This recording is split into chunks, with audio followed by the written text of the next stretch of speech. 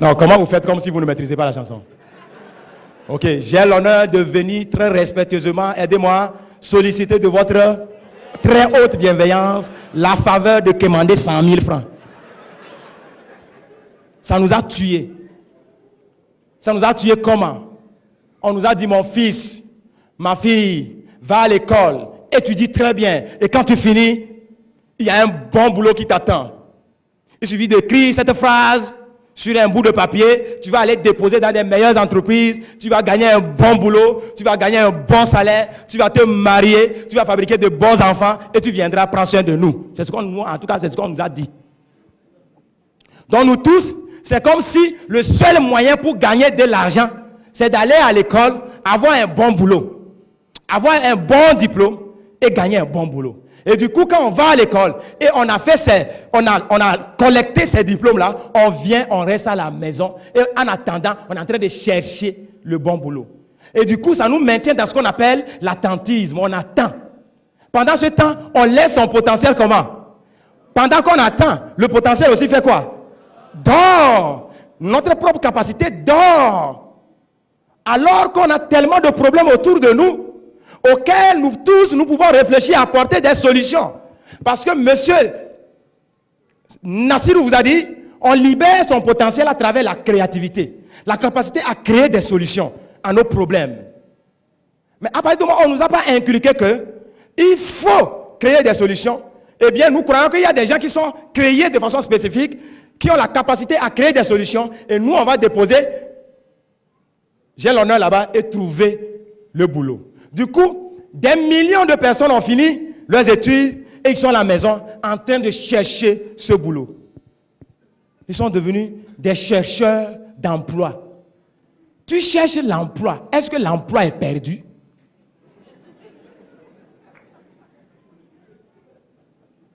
Au lieu qu'on forme, excusez-moi, au lieu qu'on forme des créateurs d'emplois, les créateurs de solutions, les créateurs de travail, on forme des chercheurs d'emploi.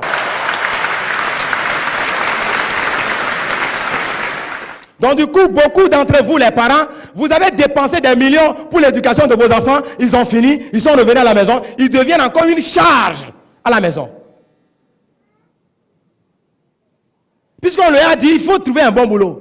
Au lieu qu'on lui inclut qu'il a toutes les capacités, quand il finit l'école, s'il n'a pas trouvé le boulot, il n'a qu'à créer lui-même son propre boulot. Et on attend. Oh, mesdames et messieurs, quand tu attends, tes problèmes aussi t'attendent. On va dire ça ensemble. Si tu attends, ça t'attend. Notez ça. On va répéter. Si tu attends, ça t'attend. C'est-à-dire, si tu attends, ça t'attend, ça veut dire, si tu attends, tes problèmes aussi t'attendent. C'est-à-dire, si tu ne fais rien, tu vas avoir beaucoup de problèmes, tu vas avoir envie de satisfaire à tes besoins, mais tu ne peux pas, tu vas souffrir. Donc, tes problèmes aussi attendent.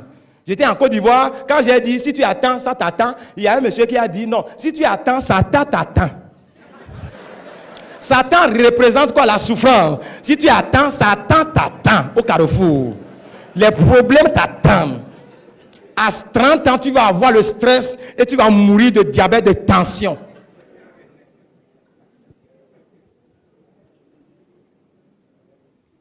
Et ça nous maintient dans quoi? La dépendance. On dépend maintenant des parents. On dépend de la seule personne qui va au boulot, il revient avec son salaire. Et le peu de salaire qui revient, nous tous on va manger. Regardez, mesdames et messieurs, nous avons eu même des parents qui n'ont jamais été à l'école, mais ils ont su gagner de l'argent pour nous envoyer à l'école. La plus forte raison, vous et moi qui avions été à l'école, qui connaissent maintenant comment s'exprimer en français, comme on doit gagner l'argent. Gagner de l'argent ne doit pas être conditionné par les diplômes.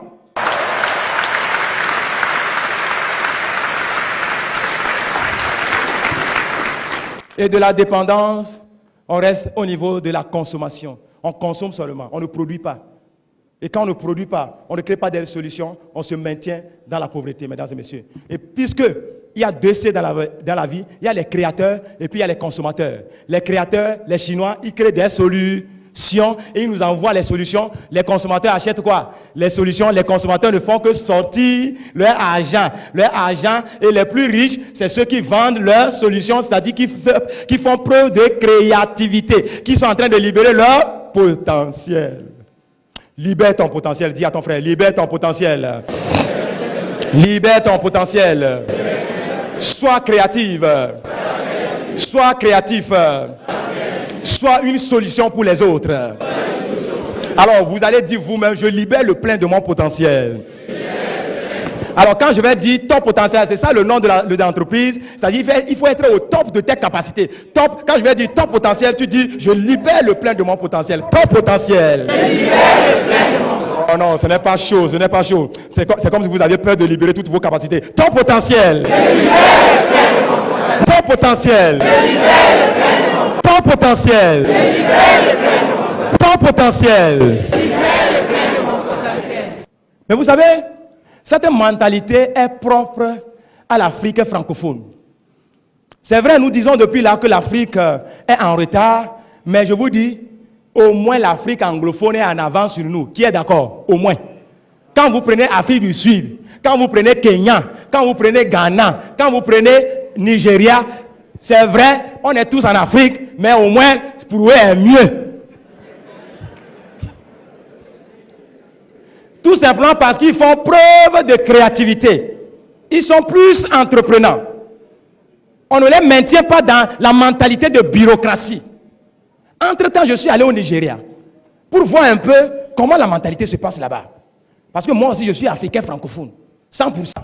Mais ma mentalité a changé très tôt. C'est ça qui a fait la différence. Alors quand je suis allé au Nigeria surtout, mesdames, j'étais choqué. J'étais même aigri au début. Je vois l'étudiant, suivez attentivement, l'étudiant nigérian vient en classe en voiture 4x4 new, pas acheté au port. Hey, le premier jour quand j'ai vu, il dit, hey, parfois moi je pose la question, are you a student? Il dit, ah, pourquoi tu poses cette question? What is your secret? Quand tu lui poses la question, quel est ton secret? Il va te dire, hey, one leg in school, another leg in business. Notre mentalité ici, notre culture ici, notre philosophie, l'éducation qu'on nous a donnée très tôt, c'est qu'un pied à l'école, l'autre pied se trouve où? Dans les affaires. Et c'est ce qui me permet, moi étudiant, ce n'est pas papa qui m'a acheté la voiture, moi étudiant, je peux m'acheter ma propre voiture, neuve. Mais chez nous ici, quelle est la mentalité?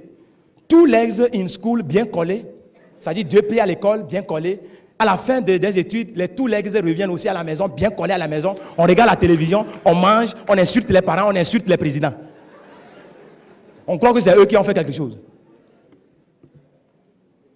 Maintenant, l'anglophone, quand il a fini ses études, étant donné que l'habitude est une seconde nature, s'il cherche l'emploi et il trouve cet emploi, il le fait très bien. Parce qu'il se dit, ça c'est ma contribution en tant que fonctionnaire pour le développement de ma nation. Il le fait très bien. S'il est ingénieur en informatique, ingénieur en cours, il le fait très bien, mais il fait toujours one leg in office, another leg in business. C'est ce qui lui permet de ne pas faire trop de prêts et construire sa maison, acheter sa voiture, s'occuper de ses enfants sans avoir les soucis financiers. Mais revenons chez nous, en Afrique francophone. Quand on a écrit j'ai l'honneur plus de 1000 fois, personne n'a répondu. Le jour où on gagne ce boulot, praise the Lord. Alléluia. Two legs in office, bien collés in office. Quand on finit, les two legs reviennent à la maison, bien collés.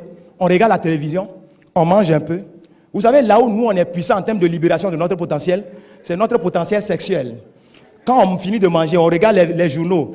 Tout ce qu'on dit dans les journaux, c'est la négativité. On est énervé encore. On va se coucher, on libère son potentiel sexuel sur la femme. Nos femmes en Afrique francophone sont tellement fécondes, elles attrapent rapidement, elles fabriquent beaucoup d'enfants. Et quand on fabrique beaucoup d'enfants, les conséquences, c'est que les charges s'augmentent. Quand les charges s'augmentent, le matin, on se réveille, on est énervé, on court, on va au bureau, on revient le soir, on regarde la télévision, on mange un peu. Quand on est stressé, le seul endroit où on peut libérer son stress, c'est sur la femme. On libère encore, la femme attrape, on fabrique encore plus d'enfants, on va au bureau, on revient le soir, on regarde la télévision, on mange un peu, on libère encore, la femme attrape. Au lieu de dire un peu non, les femmes aussi attrapent seulement. Et on a fabriqué tellement d'enfants, les charges ont augmenté, papa est stressé, actuellement il a 30 ans, mais il a tension, il a diabète, lui seul.